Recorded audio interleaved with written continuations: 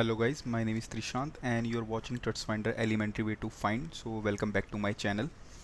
आज की इस ट्यूटोरियल में हम बात करेंगे वैलिडेशंस के बारे में कि Vue.js में हम वैलिडेशंस कैसे लगा सकते हैं, हमें कौन सी लाइब्रेरीज यूज़ करनी चाहिए और किस तरीके से हम अपने अकॉर्डिंग जो हमें डायनामिक एरर मैसेज दिखाना होता है वो हम कैसे दिखा सकते हैं। ठीक है, सो इसके लिए आज हम दो लाइब्रेरी यूज़ करेंगे, vValidate जो सबसे पॉपुलर लाइब्रेरी है Vue.js में वैलिडेशंस के लिए, and second one is yup नाम की एक लाइब्रेरी होती है जो हमें ना कुछ प्री डिफाइंड फंक्शंस प्रोवाइड कराती है जिसके थ्रू हम वैलिडेशंस इजीली लगा पाते हैं। ठीक है, सो हम कोड में स्टार्ट करते हैं। मैं कोड के ज़रिए आपको एक एग्जांपल दूंगा जिससे आपको थोड़ा ओवरव्यू मिलेगा कि वैलिडेशंस हम लगा कैसे सकते हैं Vue.js में। ठीक है, सो फर्स्ट हमें npmi vValidate ये वाला इंस्टॉल कर लेना है, vValidate एंड yup इंस्टॉल करना है। ओके, सो इन दोनों की जो ऑफिशियल पैकेजेस हैं वो मैं डिस्क्रिप्शन में दे दूंगा। ये दोनों मैंने ऑलरेडी इंस्टॉल करे हुए हैं तो मैं आपको दिखा देता हूँ। आप यहाँ देख पाएंगे vValidate का मेरा 4.10 वर्जन यूज़ हुआ पड़ा है अभी, एंड yup का मेरा 1.2.0 वर्जन यूज़ हुआ पड़ा है। ठीक है, तो ये मैं ऑलरेडी इंस्टॉल करके बैठा हूँ अपने प्रोजेक्ट में। अब हम स्टार्ट करते हैं कि हम इनको अप्लाई कैसे कर सकते हैं।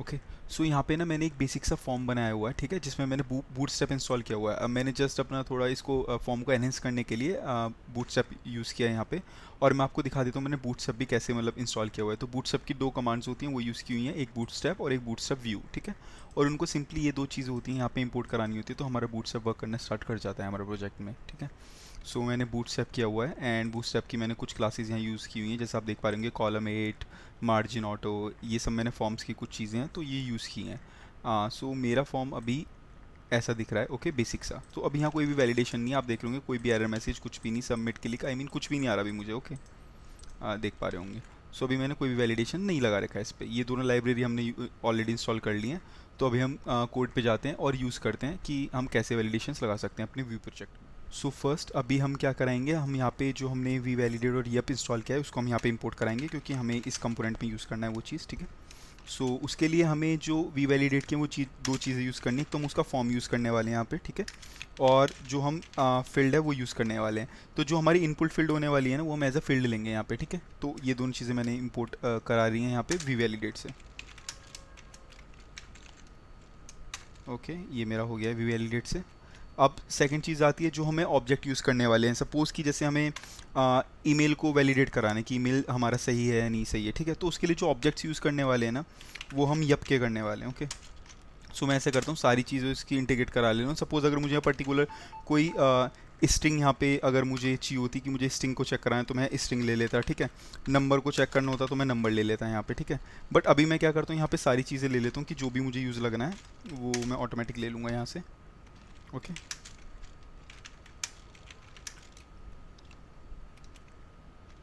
सो हमारा यप भी हो गया है। ओके, यप भी हमने ले लिया अभी यहाँ पे। अब भी आप देख पा रहे होंगे ये ना हमारे दोनों कंपोनेंट लिए हमने एज अ कंपोनेंट, तो मुझे ये दोनों कंपोनेंट में डिफाइन करने रहेंगे। सो मैं यहाँ पे एक कंपोनेंट में डिफाइन कर देता हूँ फॉर्म को भी एंड फील्ड को भी। ये मैंने ले लिए दोनों। ठीक है, अब हमने इंटीग्रेट कर लिए तो मैं पहले नहीं यूज़ भी कर लेता हूँ, तब ये एरर हट भी जाएगा नहीं, अदरवाइज़ ये एरर आता रहेगा मैं बार बार। तो क्या कहते हैं, मैं इसे फॉर्म और फील्ड यूज़ कर लेता हूँ इसकी। ओके, सो फॉर्म हम पहले हम फील्ड को यूज़ कर लेते हैं। तो मैंने जैसे आपको बताया जितनी भी इनपुट फील्ड्स हैं हम इन्हें एज अ फील्ड लेने वाले हैं, तो हम यहाँ पे फील्ड कंपोनेंट का यूज़ कर लेंगे। ये मैंने फील्ड का यूज़ कर लिया है। अब देन हम जो नेक्स्ट करने वाले हैं वो हम अपना फॉर्म का यूज़ करने वाले हैं। ओके, सो यहाँ मैंने ऑलरेडी एक डिव बनाया हुआ है, मतलब जो हमारा मेन रहने वाला है जिसके अंदर मेरे सारे इनपुट टैग्स रहने वाले हैं, ये वाला है वो। तो मैं इसे एज अ फॉर्म ले लेता हूँ। ठीक है, तो मेरा यहाँ फॉर्म का भी यूज़ हो चुका है अभी तक, और हम इस पर सबमिट जो हम करने वाले हैं तो हम वही मेथड बना लेते हैं। क्या रहेगा, तो जो हम जब हम इसे सबमिट करने वाले हैं तो इसका नाम रख देता हूँ मैं अभी सबमिट डेटा। ओके, तो सबमिट डेटा पे क्या होगा कि हमारा जितना भी इसमें डेटा रहेगा वो सबमिट हो जाएगा, और मैं इसका अभी मेथड भी बना ही देता हूँ साथ के साथ, सबमिट डेटा। और यहाँ हम सबमिट पे ऐसा करते हैं अलर्ट में प्रिंट करा लेते हैं कुछ। ओके, तो अलर्ट में data has been submitted. Okay, ये भी हमारा हो गया है अभी। अभी हमारा यप है, हम यप का भी देख लेते हैं कि यप का हम क्या कर सकते हैं। ओके, सो अभी सिर्फ मैंने फॉर्म का और फील्ड का यूज़ किया है। अभी हमें यप का यूज़ करना है कि हम कौन कौन से फील्ड्स लेने वाले हैं और उस पर क्या क्या हम वैलिडेशंस लगाने वाले हैं। सो उसके लिए यप के लिए ना हमें क्या कहते हैं कि एक स्कीमा डिफाइन करना पड़ेगा। ठीक है, सपोज़ कि मैं अभी मैं यहाँ तीन ही चीज़ ले रहा हूँ, नेम, DOB एंड ईमेल। तो मैं उसके ऑब्जेक्ट में नेम DOB और ईमेल को लूँगा और उन पे लगाऊंगा कि मुझे कौन कौन से वैलिडेशंस यूज़ करने हैं, ठीक है। सपोज़ कि जैसा हमें सब पे रिक्वायर्ड चाहिए होगा कि भाई मस्ट है सारी फील्ड्स तो भरनी भरनी है, ठीक है। ईमेल पे हम ईमेल का लगाएंगे, डेट ऑफ बर्थ पे भी कुछ लगा देंगे कि भाई ओनली नंबर्स होना चाहिए या फिर ओनली स्ट्रिंग्स होना चाहिए, ऐसा कुछ। तो उसके लिए हम यप का यूज़ करेंगे। तो अभी यप का यूज़ करने के लिए हम स्कीमा बनाने वाले हैं। यहाँ पे मैं लूँगा एक्चुअली जो यप की डॉक्यूमेंटेशन है ना वो काफ़ी अच्छी प्रोवाइड कर रखी है उन्होंने, तो आप वो देखेंगे ना तो आपको सब क्लियर हो जाएगा इसमें।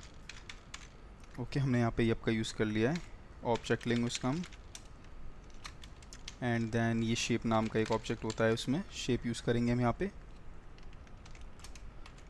ओके, ये हमारा हुआ। अब यहाँ पे हम अपने जो हमने ऊपर वेरिएबल्स यूज़ किए हुए हैं जैसे DOB, नेम, ईमेल, तो हम ये सब यूज़ करने वाले हैं। ओके, सो मैं फर्स्ट नेम ले लेता हूँ, ठीक है, then DOB and then email. तो ये तीन चीज़ मेरी हो गई हैं जो मैं यूज़ करने वाला हूँ इसमें। अभी हम जो भी इन्हें स्ट्रिंग लेना है, हमें क्या लेना है हम वो डिफाइन कर लेते हैं। तो ये ऐसा आएगा yup dot string. Okay, string लेने वाला हूँ मैं, और मैं इस पर क्या लगाने वाला हूँ कि भाई ये रिक्वायर्ड होना चाहिए क्या। तो मैं एक इसमें ना ऑब्जेक्ट्स होते हैं, सपोज मुझे रिक्वायर्ड चेक करना है तो मैं रिक्वायर्ड का ऑब्जेक्ट यूज़ कर लूँगा, ठीक है।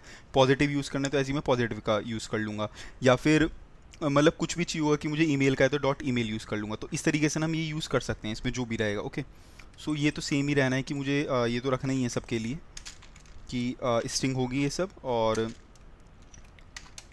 रिक्वायर्ड होने चाहिए सारी फील्ड्स। ओके, सो मैं इतना कर देता हूँ। ओके, सो ये मेरा हो गया, ठीक है। और मैं यहाँ पे, ठीक है, डेटा मेरा हो गया है। अब मैं इसे रिटर्न करा लेता हूँ। ओके या, ठीक है, अभी हमारा काम हो गया है। ओके, शायद मैंने गलत जगह रिटर्न करा दिया है।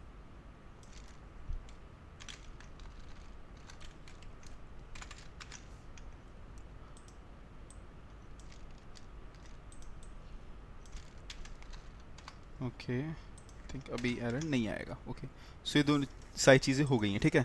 तो यप यूज़ किया है, उसका हमने स्ट्रिंग है ये और रिक्वायर्ड, ठीक है।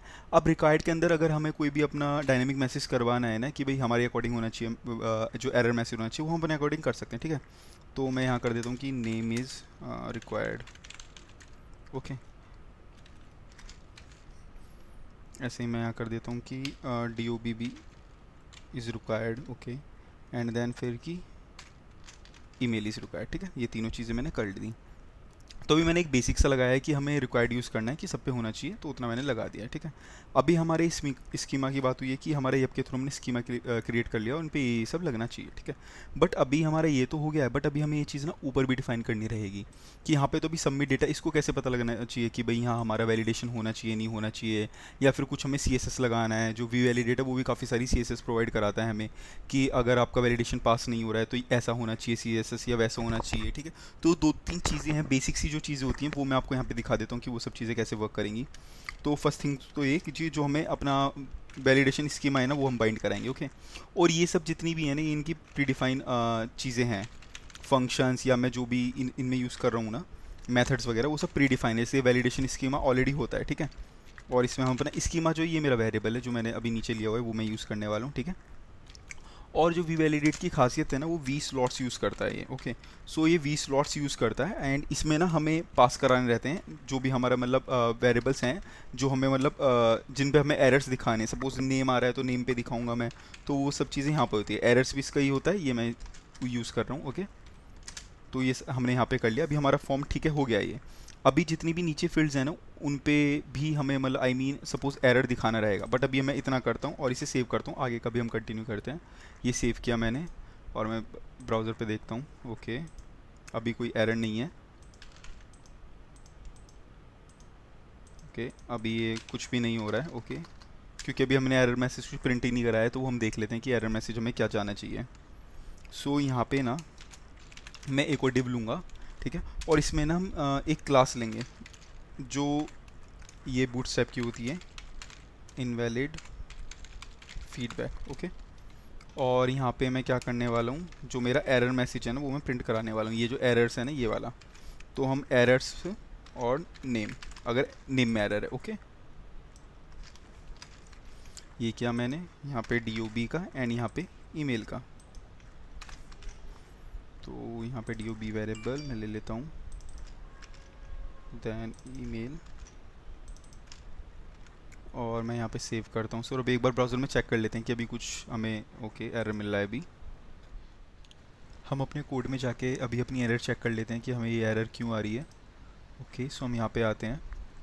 तो हमने लास्ट एरर्स जो थे ये डिक्लेयर किए थे। यहाँ पे कोई स्पेलिंग मिस्टेक नहीं है। ओके इनवैलिड फीडबैक का स्पेलिंग मिस्टेक है, बट ये क्लास है तो ये कुछ इम्पेक्ट नहीं करना चाहिए इसे।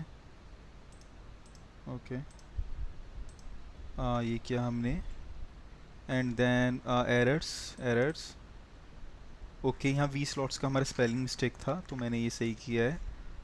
अभी हम यहाँ जाते हैं, फिर से रिफ़्रेश करके देखते हैं। ओके अभी ठीक चल रहा है हमारा, ठीक है। तो अभी हमारा इतना हो गया, हमने एरर्स लगा लिए, बट अभी हमें एरर्स को पता कराने के लिए कुछ ऐसा CSS लगाएंगे कि हमारा बॉर्डर रेड हो जाए, हमें मैसेज हमारा दिखे, ठीक है। उसके लिए हमें एक क्लास है, उसको ट्रू कराना रहता है। तो अभी हम वो कर लेते हैं कि हम वो कैसे कर सकते हैं। सो यहाँ पे हम एक क्लास है वो बाइंड कराने वाला हूँ मैं, ठीक है। जब ये जो हमारे ऊपर एरर्स है वो ट्रू रहेगा। तो यहाँ पे हमारी क्लास का नाम है इज़ इनवैलिड, एंड वो होनी कब चाहिए, जब हमारा एरर स्लॉट में डॉट नेम। ओके क्योंकि हमारे यहाँ नेम की फील्ड है तो हम ये यूज़ करने वाले हैं। ये मैंने लगाया इस पर, एंड एक बार हम पहले इसके ही चेक कर लेते हैं कि क्या आता है। ओके हम नेम को एम्प्टी छोड़ते हैं, सबमिट। ओके अभी हमारा एरर आ रही है नेम इज़ रिक्वायर्ड, ठीक है, क्योंकि हमने यहाँ मैसेज प्रिंट किया था नेम इज़ रिक्वायर्ड। अगर आपको और कुछ मैसेज चाहिए यहाँ पे तो आप इसे चेंज कर सकते हैं। तो अभी ना मैं सेम ही क्या करता हूँ, यहाँ हर जगह लगा देता हूँ। बस इनके हम वेरिएबल्स चेंज कर देते हैं, नेम की जगह यहाँ DOB, एंड यहाँ पे ईमेल। ओके सो हमने ये किया। अभी हमारा ये ओके हर चीज़ पे हमें बोल रहा है रिक्वायर्ड के लिए। तो यहाँ पे हमने रिक्वायर्ड का लगाया तो हमें रिक्वायर्ड का समझ आया कि रिक्वायर्ड का ऐसे वर्क करता है, ठीक है। अभी सब मैंने आपको बताया था कि यप के ना बहुत सारे मेथड्स होते हैं। अगर आप यहाँ पे आके देखेंगे ना तो आपको यहाँ पे मिलेंगे, इसके जो npm पैकेज है वहाँ पे बहुत सारी चीज़ मिलेंगी। जैसे आप यहाँ चेक कर पा रहे होंगे रिक्वायर्ड, पॉजिटिव एंड टीचर चाहिए या फिर ईमेल चाहिए। तो अभी हम क्या करते हैं, इसका ना ये ईमेल ही यूज़ करते हैं। ओके आप यहाँ देख पा रहे होंगे बहुत सारे हैं, नल लेबल, URL स्ट्रिंग, तो आप ये सारी ऑब्जेक्ट्स यूज़ कर सकते हैं। तो यप हमें यही चीज़ प्रोवाइड कराता है।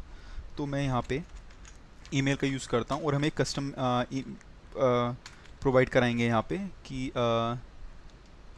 ईमेल इज़ इनवैलिड करके कुछ ऐसे। ओके एक तो है हमारे email is required and email is invalid. तो रिक्वायर्ड वाले में तो क्या मैं इसमें कुछ भी डाल दूंगा बट वैलिड ईमेल नहीं डालूंगा। तो देखते हैं फिर क्या एरर देगा ये हमें। मैंने ये किया, ईमेल इज़ इनवैलिड, आप देख पा रहे हैं ये एरर मिल रहा है हमें। ओके सो यहाँ पे हमें हर चीज़ में ऐसे ही एरर मिलेंगे, name is required and DOB is required, invalid, email is invalid. Okay so हमारे ये जो वैलिडेशंस होते हैं इस तरीके से वर्क करते हैं, और हम यहाँ पे बहुत सारे वैलिडेशंस अपने अकॉर्डिंग बना सकते हैं और यूज़ कर सकते हैं। स्कीमा डिफाइन करके उन पे जो हमें ऑब्जेक्ट यूज़ करने की, हमें रिक्वायर्ड का चाहिए, ईमेल का चाहिए, फ़ोन नंबर चाहिए, जो भी चाहिए वो सब हम यहाँ यूज़ कर सकते हैं। अब सपोज़ DOB है, अगर मुझे यहाँ पे कुछ भी करना है तो मैं यहाँ एक डॉट मैचेस नाम का होता है इसमें, ठीक है। तो हम वो मैचेस यूज़ कर सकते हैं यहाँ पे, और उसमें ना आप कुछ भी रेजेक्स पास करा सकते हो, ठीक है, और अपना लिख सकते हो कि आपको क्या यूज़ कराना है। तो ये एक बेसिक सा मैंने इंट्रो दिया था कि वी वैलिडेट्स यप के साथ कैसे काम करते हैं, और ये काफ़ी हेल्पफुल होता है वैलिडेशंस लगाने के लिए, एंड सबसे इजी टू यूज़ लाइब्रेरी है। सो इस वीडियो में इतना ही था। आगे की वीडियो में हम आते हैं और भी कुछ इंटरेस्टिंग टॉपिक्स के लिए। तब तक के लिए हमारे साथ बने रहिएगा, and thank you and bye.